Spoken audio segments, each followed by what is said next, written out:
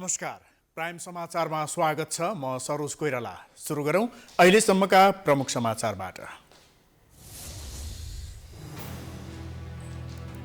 प्रतिनिधि सभाबाट विश्वासको मत लिन असफल केपी ओली नै पुनः प्रधानमन्त्रीमा नियुक्त। आज दिउँसो पद तथा गोपनीयताको शपथ लिँदै।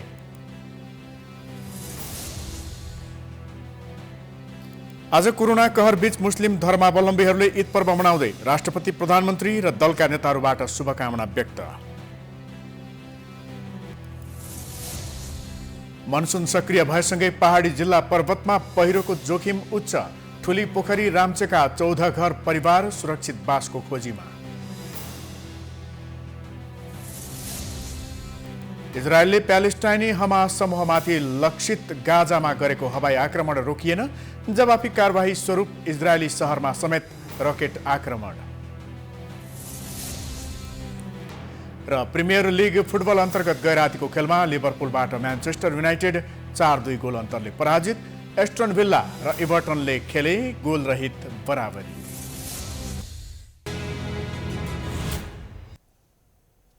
अब समाचार विस्तारमा। प्रधानमन्त्रीमा नियुक्त भएका नेकपा एमालेका अध्यक्ष तथा संसदीय दलका नेता केपी शर्मा ओलीले आज पद तथा गोपनीयताको शपथ लिँदैछन्। प्रतिनिधि सभामा विश्वासको मत गुमाएको 3 दिनमै फेरि प्रधानमन्त्री नियुक्त भएका ओलीले आज दिउँसो राष्ट्रपति कार्यालयमा पद तथा गोपनीयताको शपथ लिने भएका हुन्। राष्ट्रपति विद्यादेवी भण्डारीले नेपालको संविधानको धारा 76 को उपधारा 2 बमोजिम प्रतिनिधि सभामा प्रतिनिधित्व गर्ने 2 वा 2 भन्दा बढी दलका समर्थनमा बहुमत प्राप्त गर्न सक्ने दाबी सहितको निवेदन पेश नभएको भन्दै गैराती ओलीलाई नै ठूलो दलको नेताको हैसियतमा प्रधानमन्त्री नियुक्त गर्नुभएको थियो। 3 दिनको अवधिमा नेपाली कांग्रेस, नेकपा माओवादी केन्द्र लगायतका दलले बहुमत सदस्यको दाबी पेश गर्ने कोसिस गरे पनि सफल भएनन्। संविधानको धारा 76(3) अनुसार नियुक्त प्रधानमन्त्री ओलीले 30 दिनभित्र विश्वासको मत लिनुपर्ने संवैधानिक व्यवस्था छ। विश्वासको मत नपाएमा संविधानको धारा 76(5) अनुसारको सरकार हुँदै देश मध्यावधि निर्वाचनतिर जानेछ।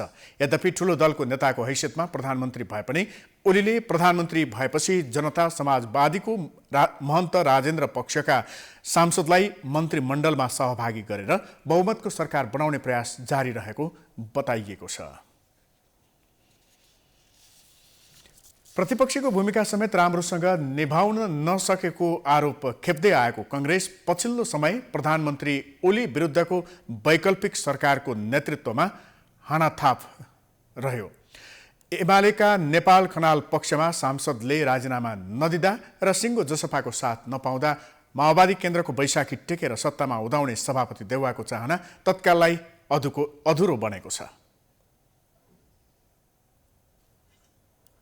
2074 मङ्सिरमा सम्पन्न प्रतिनिधि सभा निर्वाचनबाट लज्जास्पद हार बेहोरेपछि तेस्रो दलका रूपमा खुम्चिएको नेपाली कांग्रेस सत्ता गठबन्धनबाट बाहिर मात्रै रहेन, प्रमुख प्रतिपक्षी दलको भूमिकामा समेत सधैँ आलोचित बनिरह्यो। झण्डै 2/3 नजिकको जनमत पाएका नेकपा एमाले र माओवादी केन्द्र मिलेर नेकपा बनेपछि सत्ता अनि नियुक्तिका भागभण्डामा कांग्रेस केवल साँची मात्रै देखियो।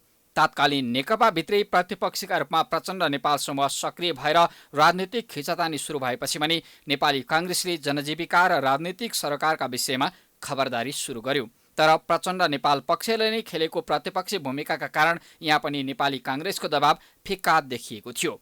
आन्तरिक कलहलाई व्यवस्थापन गर्न नसकेर प्रधानमन्त्री केपी शर्मा ओलीले 2077 पुस 5 गते प्रतिनिधि सभा विघटन गरेपछि पनि प्रजातान्त्रिक शक्ति, लोकतन्त्र र संविधानको हिमायती दाबी गर्ने नेपाली कांग्रेस केही समय चुनावमा जाने वा संविधानमाथि कु भएको भन्दै विरोधमा जाने भन्ने अलमलमा देखिएको थियो। जे होस्, ढिलै भए पनि कांग्रेस प्रधानमन्त्री ओलीको कदम प्रतिगामी र गैर संवैधानिक भएको भन्दै विरोधमा उत्रियो। गठबन्धन बनाएर एकीकृत विरोधमा उत्रिने सवालमा भने कांग्रेसले अन्य पार्टीहरूलाई साथ दिएन।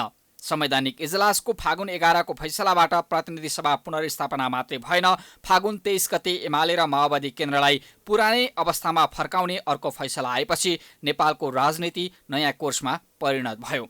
यसपछि प्रधानमन्त्री ओलीले नैतिकताका आधारमा राजीनामा दिनुपर्ने चर्को आवाज उठे पनि राजीनामा आएन। बरु समर्थन दिएको माओवादी केन्द्र पुनः संसद विघटन होला भन्ने डरले समर्थन फिर्ता लिनबाट हच्कियो। यो बीचमा ओली विरुद्धको वैकल्पिक सरकार गठनका लागि थुप्रै दौडधुप भए पनि नेतृत्वका लागि अफर दिएको नेपाली कांग्रेसले लामो समय मुख खोलेन। संसद पुनर्स्थापनाको 1.5 महिनापछि अर्थात् चैत 21 गते नेपाली काङ्ग्रेसले सभापति देउबाको नेतृत्वमा वैकल्पिक सरकार गठनको पहल गर्ने निर्णय गर्यो। तर यो पहल पनि काङ्ग्रेसको सत्ता यात्राका लागि सहज देखिएन। बरु वैशाख 19 गते प्रधानमन्त्री ओली आफैले जेठ 27 गते विश्वासको मत लिने प्रयोजनका लागि भन्दै प्रतिनिधि सभाको विशेष अधिवेशन आह्वान गरे। संसदको विशेष अधिवेशनबाट ओलीले विश्वासको मत गुमाउँदासम्म नेपाली काङ्ग्रेसले सभापति देउबा नेतृत्वमा सरकार बनाउन भन्दै विभिन्न तहमा भेटवार्ता र छलफल जारी नै राख्यो। तर परिस्थिति सत्ता यात्राका लागि सहज देखिएन। प्रधानमन्त्रीले विश्वासको मत गुमाएपछि र राष्ट्रपतिले संविधानको धारा 76(2) अनुसार 2 वा 2 भन्दा बढी दलबाट बहुमतको दाबी गरेर सरकार बनाउन आह्वान गरेपछि भने काङ्ग्रेस सभापति देउबाले राजनीतिक दौडधुप र सत्ताको अङ्कगणित आफ्नो पक्षमा पार्न आन्तरिक र दलगत भेटवार्तालाई तीव्रता दिए। जबकि नयाँ सरकार बनाउन हाल प्रतिनिधि सभामा कायम 271 सदस्यमध्ये 136 सिट आवश्यक पर्छ। संसदमा 61 सिट भएको काङ्ग्रेस र 49 सिट रहेको माओवादी केन्द्र मात्रैले यो बहुमत पुर्याउन सम्भव छैन। 2 गुटमा विभाजित जनता समाजवादी पार्टीको उपेन्द्र बाबुराम पक्षले दाबी गरेअनुसार 16 सांसद र 2 जनमोर्चा र स्वतन्त्र सांसद थपिँदा समेत देउबासँग 128 सांसद मात्रै पुग्छन्। राष्ट्रपतिले बहुमतको सरकार गठनका लागि दिएको समय सीमा सकिने बेलासम्म पनि वैकल्पिक सरकार गठनका लागि निर्णायक देखिएको एमालेको नेपाल खनाल पक्षका सांसदको राजीनामा नआउनु र सिङ्गो जसपाले ओलीको विकल्प खोज्न तयार नदेखिनुले यो पटकको देउबाको सत्ता यात्राको दौडधुपमा पूर्ण विराम लगाइदिएको छ। कोरोना कहरका बीच आज मुस्लिम धर्मावलम्बीहरूले रमजान पर्व मनाउँदैछन्। ईदका लागि 1 महिनासम्म रोजा अर्थात् उपवास बसेका मुस्लिम समुदायले आज स्वास्थ्य मापदण्डको पालना गर्दै ईद उल फितर पर्व मनाइरहेका छन्। दान दिनु, गरिब र दिन दुखीलाई सेवा गर्नु, जकात निकाल्नु यो महिनाको ठूलो विशेषता रहने गरेको छ। रमजान व्रतको आज अन्तिम साँझ चन्द्रमा हेर्न आकाशतिर दृश्यावलोकन गर्ने र चन्द्रमा हेरेर औधी रमाउने प्रचलन मुस्लिम समुदायमा रहेको छ। पर्वमा मुसलमानहरूले विशेष परिकार, बिरयानी, पुलाउ, सेवई, मासुका विभिन्न प्रकार, फलफुल आदि खाने गर्दछन्। यस वर्ष कोरोना महामारीका कारण अरू चाडपर्व र कार्यक्रम जस्तै ईद उल फितर पनि स्वास्थ्य मापदण्डको पालना गर्दै मनाउन सरकारले आग्रह गरेको छ। यस्तै मुस्लिम समुदायका अगुवाहरूले पनि भिडभाड नगरी र स्वास्थ्य मापदण्डको ख्याल गरी ईद मनाउन ध्यानाकर्षण गराएका छन्। ईदका अवसरमा एक शुभकामना सन्देश जारी गर्दै राष्ट्रपति विद्यादेवी भण्डारीले आपसी सद्भावको चाडका रूपमा मनाइने ईद पर्वले सबै नेपाली बीच बन्धुत्वको भावना बढाउन, सामाजिक सद्भाव अभिवृद्धि गर्न तथा सहकार्यको बाटोमा उन्मुख हुन सहयोग पुग्ने विश्वास व्यक्त गर्नुभएको छ। स्वदेश तथा विदेशमा रहेका नेपाली मुस्लिम दिदीबहिनी तथा दाजुभाइमा सुख, शान्ति र समृद्धिका लागि आज शुभकामना सन्देश दिँदै राष्ट्रपति भण्डारीले जनस्वास्थ्य सम्बन्धी मापदण्डको पालना गरी पर्व मनाउन आग्रह गर्नुभएको छ। यस्तै प्रधानमन्त्री केपी शर्मा ओलीले समेत शुभकामना सन्देश जारी गर्दै कोभिड-19 को जोखिमप्रति सचेत हुँदै पर्व मनाउन आग्रह गर्नुभएको छ। नेपाल बहुधार्मिक, बहुजातीय, बहुभाषिक र बहुसांस्कृतिक विशेषतायुक्त सुन्दर देश भएकाले यस्तो विशेषतालाई मौलिक पुँजीका रूपमा लिनुपर्ने जनाउँदै लोकतन्त्र, सामाजिक न्याय, राष्ट्रिय एकता, स्वाधीनता, राष्ट्रिय अखण्डता र देशभक्तिलाई केन्द्रमा राखेर आपसी सद्भाव र सहिष्णुताका साथ पर्व मनाउन प्रधानमन्त्री ओलीले दिएको शुभकामना सन्देशमा भनिएको छ। नेपाली कांग्रेस, माओवादी केन्द्र लगायतका दलका नेताहरूले समेत ईदको उपलक्ष्यमा शुभकामना सन्देश जारी गर्दै शुभकामना व्यक्त गरेका छन्।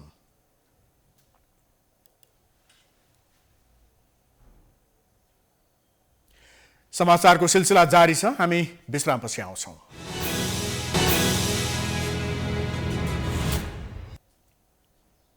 विश्रामपछि स्वागत छ। अब बाँकी समाचार। अमेरिकाको रक्षा विभागले नेपालको कोभिड-19 सङ्कट व्यवस्थापन केन्द्र CCMCलाई $31 लाख बराबरको स्वास्थ्य सामग्री हस्तान्तरण गरेको छ। परराष्ट्र मन्त्रालयका अनुसार विभागले अक्सिजन सम्बन्धी उपकरण, PPE लगायतका सामग्री हस्तान्तरण गरेको हो। यस्तै युरोपेली युनियन EU को सिभिल प्रोटेक्सन मेकानिजम अन्तर्गत सहयोग घोषणा गर्ने मुलुक फिनल्यान्डबाट 22 lakh face mask, 3,50,000 FFP2 mask, 52,500 जोर भिनाइल ग्लोभ र 30,000 आइसोलेन गाउन र यसै संयन्त्र मार्फत फ्रान्स र जर्मनीबाट समेत स्वास्थ्य सामग्री तथा उपकरण आउन लागेको परराष्ट्र मन्त्रालयले जनाएको छ।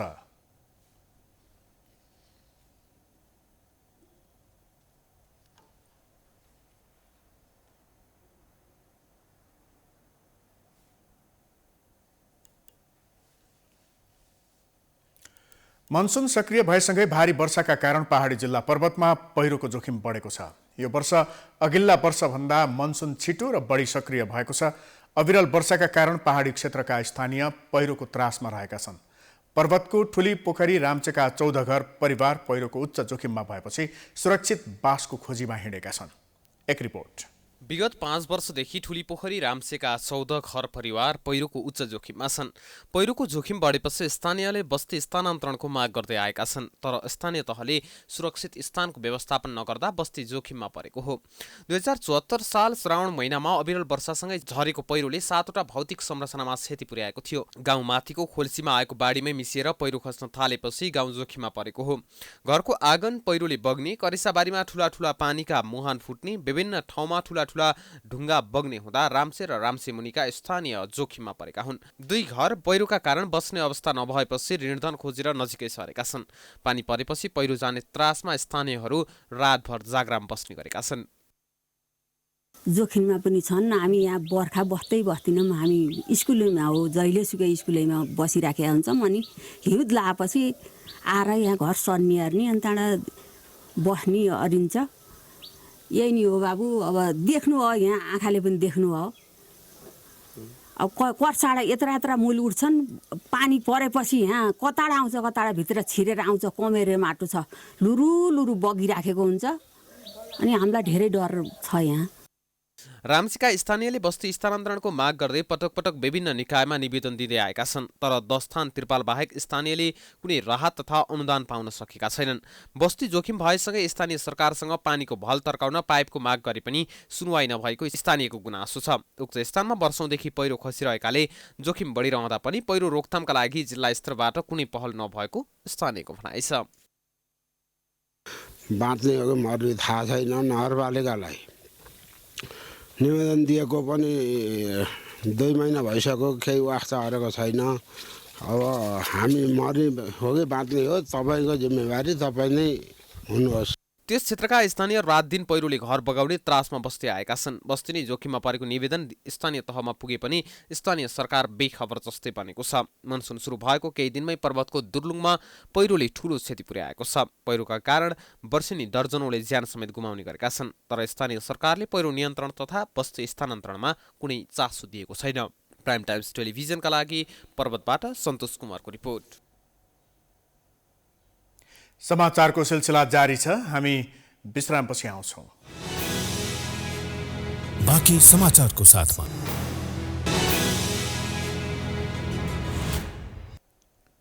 विश्रामपछि स्वागत छ। अब अन्तर्राष्ट्रिय समाचार।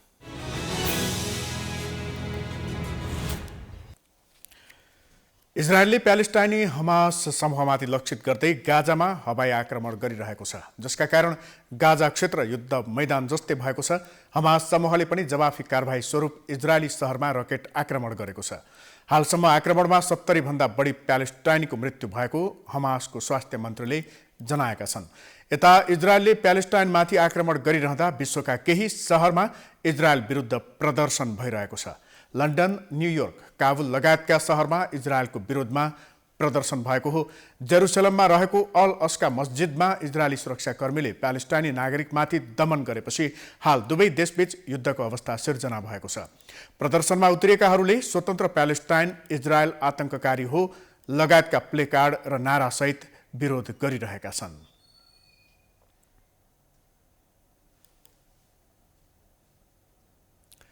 अब खेलकुद समाचार।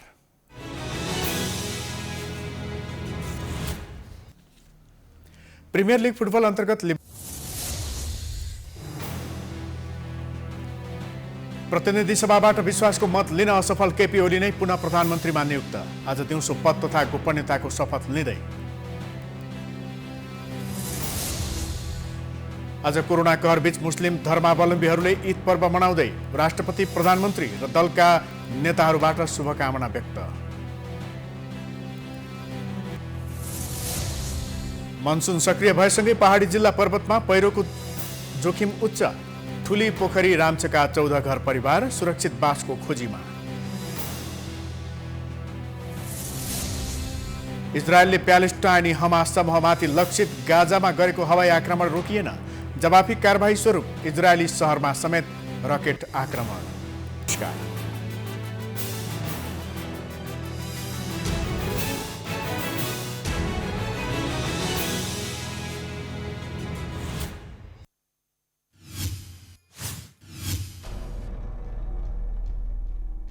This is Times Broadcasting Networks.